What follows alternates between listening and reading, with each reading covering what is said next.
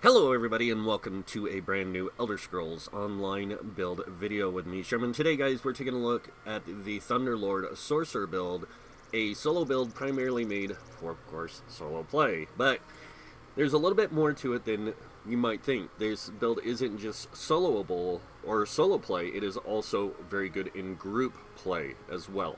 So this is primarily a build that you want to use for solo playing. But if you do get in a group, it is very powerful. It aids groups in a way that a lot of other groups, a lot of other sorts don't. In the fact that it has a continuous, like, constant, and not constant, like 100%, but it does have a really good uptime of off balance. So let's go ahead and get into the build. First, we're going to take a look at the character screen here. High Elf is, unfortunately, one of the better choices here. You can be a Dark Elf with this, or a Breton, or even an Argonian can do this.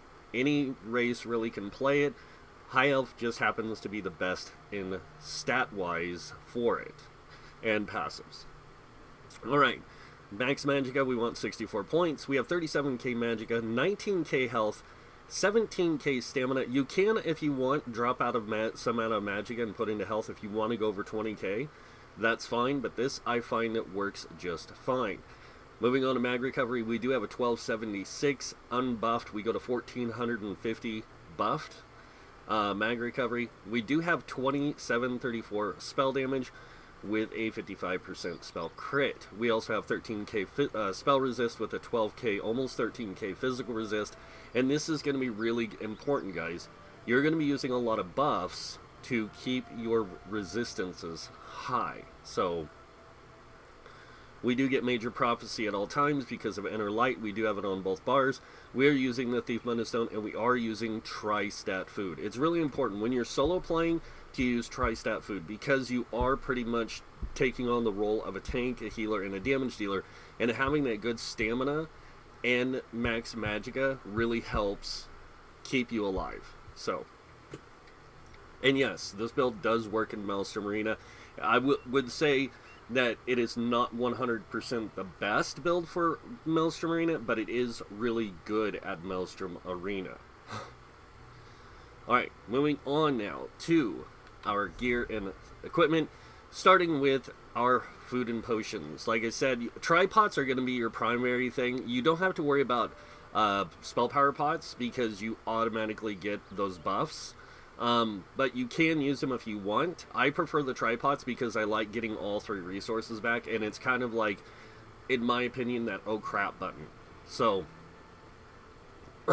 next up we have our Tri-Stat Food, Long Fin Pasty, and Melon Sauce. And then going over our gear, starting with our monster set. Our first set, of course, is Alumbris Guise. Now, Alumbris is a really easy set to get. It drops in the, oh my gosh. It drops in Crypt of Hearts 1 on Veteran Mode. And Crypt of Hearts 1, I can solo this even without the set. So, it's still a really easy set to get. And once you have the set, it gives you some really cool benefits. So first off, it gives you max Magicka on the 1 piece, the 2 piece. When you deal flame or shock damage, you have a 10% chance to summon a meteor shower or a lightning storm, okay, of that damage type that deals 1591 damage to all enemies within 4 meters every second for 5 seconds. Each effect can occur once every, or either one of them can happen every 8 seconds. So pretty much you have 5 seconds uptime out of the 8 seconds, and you have 3 seconds of cooldown. Or, I don't like to say cooldown, but in between, basically, activations.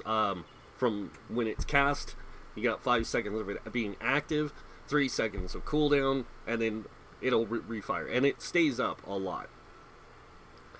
Our next set we are using is called Julianus. Now, this is a crafted set, and you do have to own the Hrothgar DLC, or Orsinium. And this set is very powerful. If you do not have access to this set, another set that is really good is Combat Physician for this build. Now, it's not going to give you the high spell damage, but it is going to give you more damage shields, which is also beneficial to anyone playing a high damage output type of build. But that damage shield is going to come in handy because it's going to help keep you alive. But this gives you spell crit, max magicka, spell crit, and spell damage. The last set we use is called Overwhelming Surge. Now this set drops in the Tempest Island dungeon. This is not something you can easily solo, especially the last boss, if you are inexperienced. If you know the encounter, you know how to play it, you can actually solo this pretty easy. This set is really powerful. As you can see, when you deal damage with a class ability, you have a 33% chance to surround yourself with a torrent that deals X amount of shock damage to enemies within 8 meters of you every second for 6 seconds. 15% of the damage you deal this way is restored to you as magicka. This effect can occur once every 6 seconds. This is a great resource set for resource return and for damage. So altogether it's really good for that. And the max magicka and the 2 things of spell damage play really well into the build. Alright, now let's go ahead and go over traits and enchants on the gear. Starting with, of course, our monster set, our chest, and our legs. So the monster set and the legs we are using Invigorating with Tri-Stats.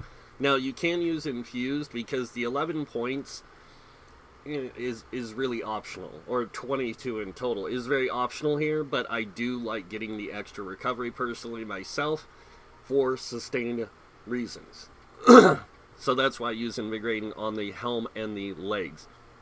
Now the legs are medium armor, and the chest is going to be heavy armor reinforced Tri-Stat. The reason for the heavy armor reinforced Tri-Stat is so you can get the highest amount of resistances for this piece of armor. Now, if you are using the combat physician combo instead, make sure you are using a heavy helm reinforced. And then your chest is going to be invigorating. But you are going to want Tri-Stats on all 3 pieces here. On the smaller pieces, you're going to want to go Divines, Max Magicka. This is going to give you that higher access to Mundus Stone use, but it's also going to give you a lot more Magicka overall. So, also really important. Sorry guys if I cough a little. Whatever I caught over the last few days has really wasted me, and I'm still getting over some of it, so I'll probably cough a little, so I apologize now. Alright, moving on to the jewelry. This is a different setup. Because of the way Overwhelming Surge works, we get 2 things of spell damage here. So instead of having 2 spell damage on our rings, we're actually going with 2 mag recoveries and Tri-Rune on the rings. The reason for the mag recovery, we want high mag recovery. When you solo play, you want good survivability, good sustain, and good damage. You don't want phenomenal damage, okay sustain, or fairly on par sustain, and like no survivability. You want a good mix of all 3, and this build really has all 3 built into it really well. So I really like using the 2 mag recoveries here with that the Tri-Runes. Now, moving on to the third piece, the necklace, we are using an infused spell damage enchant. Now, the reason for the infused and spell damage, the infused is going to give that spell damage enchant a little bit more oomph, if you will. Almost 100 more over what it normally has, and that plays into the build really well. Because we don't have to run 2 of these enchants, we can run 1 and just have it beefed up a little bit to compensate for the loss of 2, because we are getting the extra spell damage on this piece of gear set. Now, moving on to the weapons, starting with our primary staff. Now, this will drop in everything but Nirnhone, but you will want to make this Nirnhone at the transmutation station. If you do not have a transmutation station access by owning the Clockwork City, then Sharpen is your next best option. Anything beyond that is purely your choice. So if you want to go precise, you want to go infused, or anything else, you can. But Sharpen, Nirnhone are the top 2 that I would go with, primarily because you want high damage output. And Nernhold is going to give you the best high damage output because it's going to give you that 1535 base damage. And then on top of that, the Shock Enchant is going to give you a greater chance of applying off balance, along with all the other shock abilities you have. Alright, moving on to the final piece of gear. Our last staff is also a lightning staff infused weapon damage. Now this is going to boost your spell damage by 452 for 5 seconds, and this will pretty much be up all the time. So you're going to want to constantly keep up a Wall of Elements to keep this enchant going, but you'll be using Wall of Elements anyways in your rotation, and it's very important to keep this one up for that higher damage output. Alright, now that I've shown you guys that, we're going to move on to skills, and starting with the skills on our bar, and then I'll go over the skills primarily I unlock for whatever purposes I might be doing, like if I'm tanking, if I'm solo playing in a in PvP, if I'm playing in Overland, Delves, Public Dungeons, that kind of thing. Like this setup that I primarily keep on the bars is what I use for, I would say, a good 60-75% of my gameplay. The rest of them are there for, the unlock skills are there for if I need them. Alright, starting with the first ability, we do have Crushing Shock. Now this does Flame, Frost, and Shock damage on activation, all 3 damage types. But enemies hit with this while casting an ability are interrupted, set off balance, and stunned for 3 seconds. This is really good for, like in dungeon play, you got a caster that's at distance casting spells, you hit them with the, you try to keep them stunned, and so they can't cast. Our next ability is Shock Reach. This is just a really good damage up front and damage over time ability, and it deals shock damage. This is not a spammable. This is something you apply, you leave it alone for 10 seconds, then reapply it. Our next ability is our Damage Shield, and you have 2 options here. You can use the class's Damage Shield, or this. I prefer this Damage Shield over a lot of others because it's a very strong damage shield. As you can see, that's like almost over half our health, and that's going to keep us alive really well. It does last for 6 seconds, and you will be casting it quite a bit. So next ability we have is Mage's Wrath, and this is call down a lightning on an enemy dealing X amount of shock damage. If the enemy falls below 20% health within 4 seconds of being struck, an explosion deals X amount of shock damage to them and X amount of shock damage to nearby enemies. This is just a really great way to chain damage to other enemies, especially in packs. So next we have Inner Light. Main reason why we have this here is the Major Prophecy, but it also increases your max magicka by 5%. A lot of people are going to say, isn't the Daedric Summoning Bound Aegis better because it gives you 8% max magicka? Well, it does. But because of the way Inner Light or the Mage's Guild passives work, you actually get 2% extra for having this slotted. So you actually go to an 7% increase, which is 1% off from 8%. So this is just fine the way it is. Next ability we have, and this is our primary ultimate. You're going to be using this over all other ultimates unless you're playing in a group. But that is Energy Overload. Now this deals shock damage on light and heavy attacks, and it's basically your light attacks is a lightning ball that deals X amount of, or a lightning bolt that deals X amount of shock damage up to 28 meters away, and then the heavy attack is kind of like the Emperor from Star Wars' lightning storm attack that he shoots from his fingers, and it deals in a 4x6 meter area X amount of shock damage to all enemies in that area, and it attacks deplete ultimate until you run out, or it is toggled off. So this one is a toggle that you turn on, and the cost of it is 21 ultimate. You want to let this build until you have 5, like your max ultimate pool, and then use it. Alright, moving on to the back bar. First ability we have is Blockade of Storms, and like I said, this is going to be something you're going to want to keep up all the time. As you can see, this thing lasts for 14 seconds, so it actually keeps your enchant from weapon and spell damage up longer and more effective. It does deal shock damage every second for the 14 seconds, and it has a greater chance of setting enemies off balance that are concussed.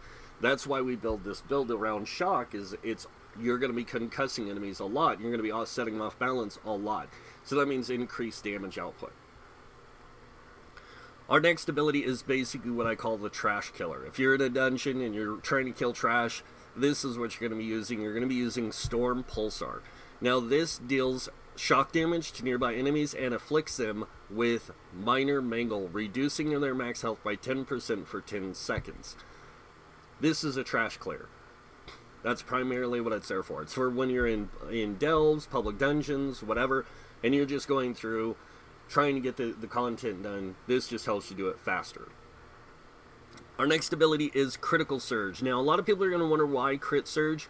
One, it does give you Major Brutality, which you're not worried about. Your Major Sorcery is more important. It increases your weapon and spell damage.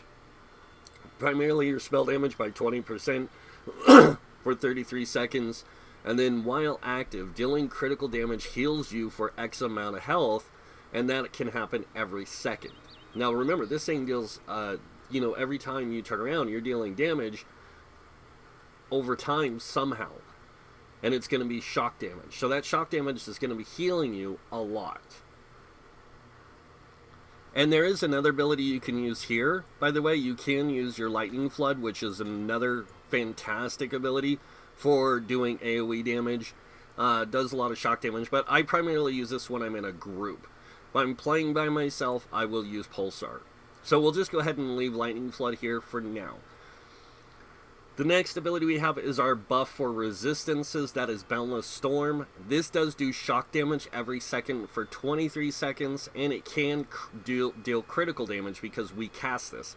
But it does give us our Major Resolve, which increases physical and spell resist by 5,280, and it does give us Major Expedition for 4 seconds, increasing our movement speed by 30%.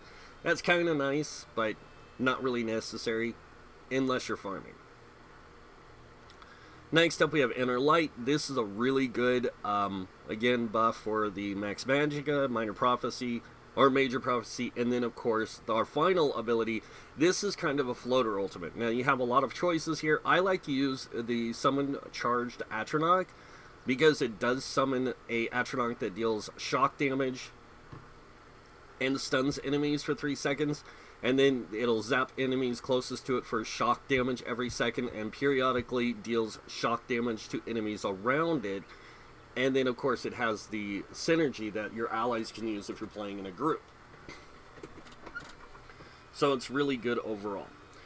Now, going to go ahead and go back to my old setup, and I'm going to go ahead and do a quick parse here in a second, but we are going to go over CP and how I have my CP laid out for this particular setup for solo play. Now, there's a lot of different options you can use for CP.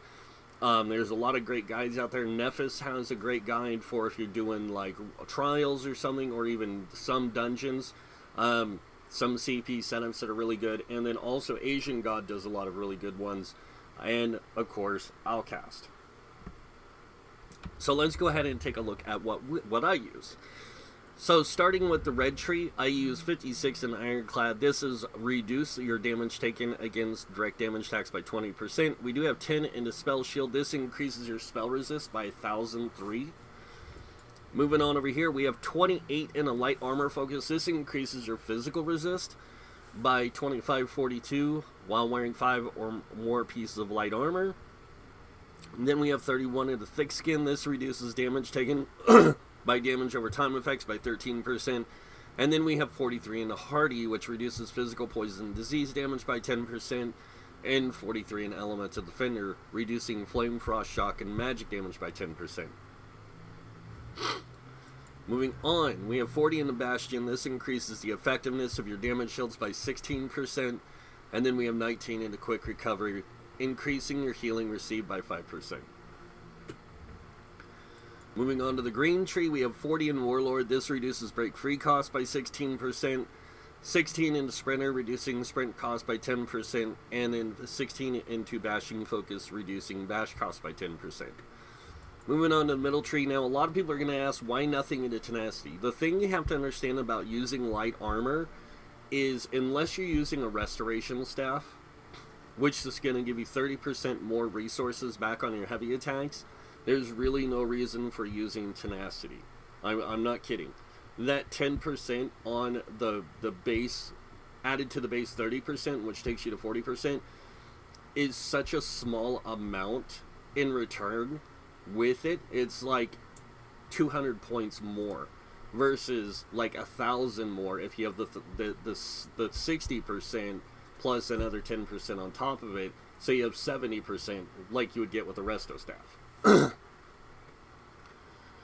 Alright, moving on to why we have 43 in the moon cap. This just gives us a boost in stam recovery, and since we do use tripods, getting as much resource return in any form is going to help. So this just helps us keep our stam recovery up and our mag recovery up. Next, we have 75 in Arcanus. This increases mag recovery. And remember, this is a 5-piece light armor build, so we are going to get a lot of mag recovery with it. Moving on to the final green part, we have 40 in the Tumbling, reducing dodge roll cost by 16%, and 40 in the Shadow Ward, reducing block cost by 16%.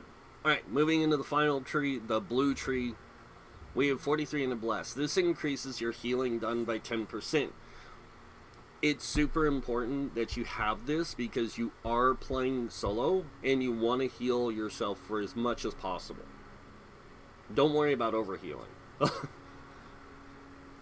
Elfborn, we have 20 or 56 points, which gives us 20% increase to critical damage and max critical magical damage. So this really helps us in keeping our crit damage up and our crit healing up. Next, we have 56 in Elemental Expert. This increases our Flame Frost, Shock, and Magic damage by 12%. One of the other things you have to remember is Sorcs get a passive bonus to shock damage. So that gets applied to this 12%, and they get really high shock damage output. Alright, moving on to the middle tree here, we do have 35 in this Staff Expert. This just increases your light and heavy attacks and overload damage by 20%. On top of that, we do have 40 in the Master at Arms, which increases your direct damage done by 16%. Your light attacks with overload will get a bonus from this, where your light attacks, or your heavy attacks, will get a bonus from Thaumaturge, which does the damage over time through ticking damage. So it does get increased damage from this. Alright, and this also improves your damage over time by 16% with 40 points. And that is our CP setup. Now what we're going to do is we're going to go down here to the Precursor. Now, a lot of people ask me, why do I use the Precursor and not the raid boss for testing parses? Most people that solo play Overland, Delves, Public Dungeons, normal dungeons, and stuff like that. And in those, you're not fighting, a lot of times, you're not fighting things with 6 million health, 32 million health, that kind of stuff, or even 3 million health unless it's a boss. So you're mostly fighting trash. So you want to know how fast you can kill stuff, especially stuff in delves and stuff that have like as much health as this Precursor. So this is going to show you how quickly you can kill that stuff with it. So first, make sure you have your buffs up from your potions, then your regular buffs, drop your Wall of Elements, do your Pulsar, front bar, light attack. You're gonna, like I said, you're pretty much gonna keep your Crushing Shock going non-stop. And I'm probably gonna do really bad on this, but that's okay. So 22k, you can get up to about 30k with this if you do a really good rotation. My best is 26. But you can probably get to about 30k with this per second, which isn't bad for a solo build. But this build is primarily made for solo play. So, let's see what it's like in a dungeon. Now, I do test in several different dungeons when I test it. But when I do my videos, I primarily use the Depths of Malatar. And that's because it's just easy to get to the first boss encounter. This way you can see how it works against normal mobs and a boss mob. This is a normal dungeon, and it is a DLC dungeon. This DLC dungeons are about as difficult as a non-DLC veteran dungeon. So you'll get an idea of what it's like with this build. This build is super tanky also, so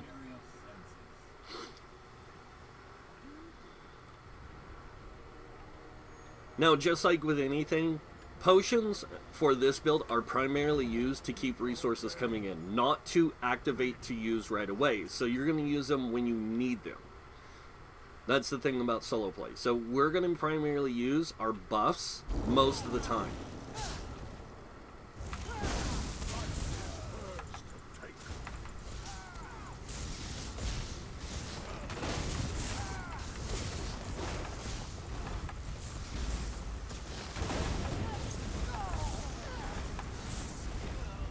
But you see how we have all that lightning going off like non-stop? That's the really good part about the build, is it is pretty much just like a walking lightning storm.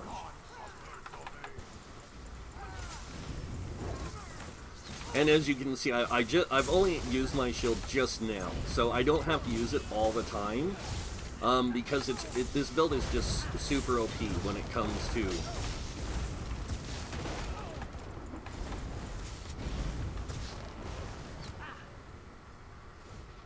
like survivability, that kind of stuff. I will use a potion now, and then we're gonna look for the boss. There he is, he's right over there. I'm gonna go around this way, drop my wall of elements, pulsar him.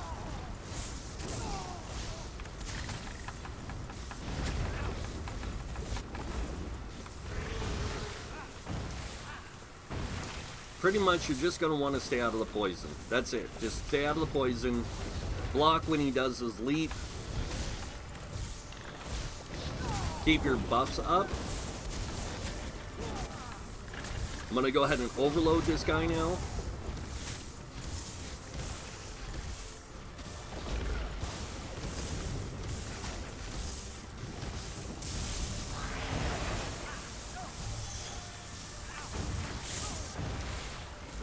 And you remember what I said about the potions being oh crap buttons? Precisely what you want to use it for is oh crap. Alright, so I made a mistake there in the end. I didn't stay out of the red as good as I should have, and it did take me down, but that's okay. I can normally solo this guy if I'm not focused on talking at the same time, so... but that's pretty much the Thunderlord. It's a very fun build. It's very easy to put together. It's very easy to play. And it doesn't take a super mathematician to figure it out. So, the build is fun. It's exciting. I really like it. And I can't wait to get to the Warden guys, because I have 2 really great builds coming out for that. That's going to be a little bit still. Next, I am going to be doing the Nightblade, and then the Templar, then, of course, the Warden, and then the Necromancer. Necromancer will be the last one. And then when I do the classes, or the roles for tank, I'm going to do it backwards. So I'm going to go Necromancer, Warden, Templar, so on and so forth. And then when I get to healers, I'm going to go the other way. I'm going to swap back and forth in how I deliver them until I get to DPS. When I get to DPS, I'm going to be doing a lot of different variations of certain things. I also have a pet build, solo pet build, I will be bringing out as well.